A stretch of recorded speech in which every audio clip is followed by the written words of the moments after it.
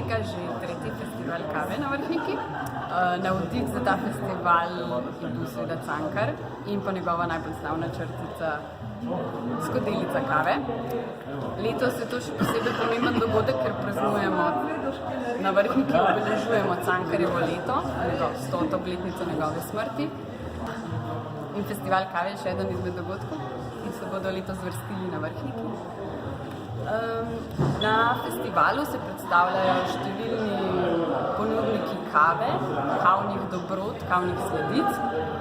Letos je poudarek na turški pripravi kave in zato smo med nas povabili grškega mojstra, ki je svetovni prvak v kuhanju kave v džezvi.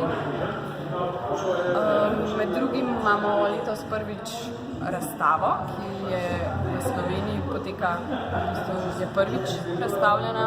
Naziv razstave je 400 let posod za kavo. Med drugim pa se bodo čez cel dan zvrstili najrazličnejši cupping, torej okušanje različnih vrst kave, otroške delavnice s kavnimi zrni, delavnice naravne kozmetike s kavo in tudi prvi coffee pong.